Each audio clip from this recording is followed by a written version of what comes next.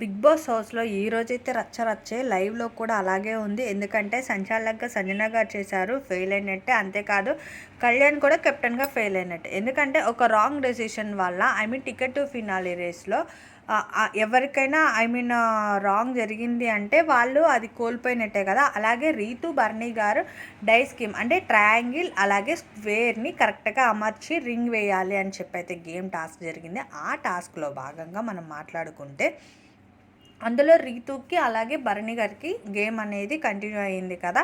అందులో ఏమైందంటే first Ritu wrong పెట్టింది, అది తనుజ రేస్ చేసింది అనమాట ఆ పాయింట్ని. దానికి ఈలోపు భరణి గారు రింగ్ వల్ల కొంచెం డిలే అయ్యింది. దానికి ఈలోపు భరణి గారు మళ్ళీ చేశారు. బట్ స్క్వేర్ ఇది ట్రయాంగిల్ షేప్ ఇది ఒక డాష్ అనేది మిస్ అయ్యింది. అది మిస్ అవ్వడానికి డెమాన్ ఎవ్రీ టైమ్ రీతుని సపోర్ట్ చేస్తున్నాడు అనేది చెప్పి ఆర్గ్యూ అయితే జరుగుతుంది. ప్రజెంట్ లైవ్లో కూడా అదే జరుగుతుంది గేమ్ గురించి. బట్ సంచాలక్గా కళ్యాణ్ సంజన గారు సంచాలక్గా ఉన్నారు. అలాగే కళ్యాణ్ డెసిషన్ వల్ల ఏమైందంటే లైవ్ ప్రకారంగా రాంగ్ డెసిషన్ తీసుకుని రీతుని డిక్లేర్ చేస్తారు విన్నర్ కింద.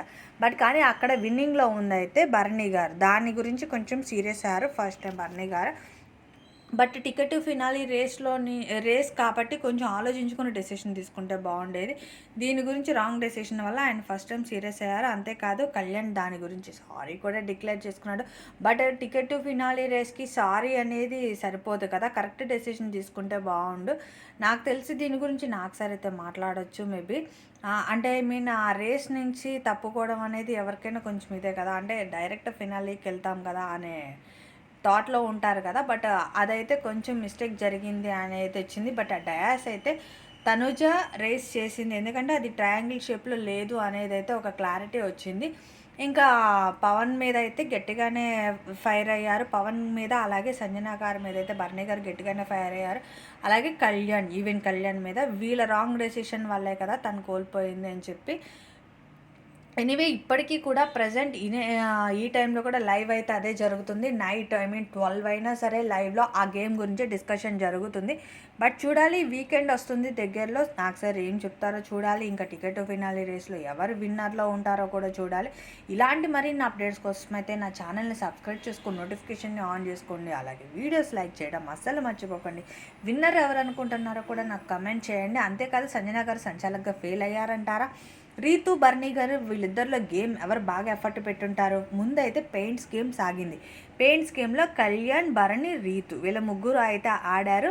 అందులో సంచాలకుగా తనుజ ఉంది, విన్నర్లో కళ్యాణ్ ఉన్నాడు. ఎనీవే కళ్యాణ్ అది రెడ్ మార్క్ ఎక్కువ ఉండడం వల్ల తను ఓకే విన్నింగ్లో ఉన్నాడు. ఆ తర్వాత కాయిన్స్ గేమ్, డయాస్ గేమ్ అయితే సాగింది.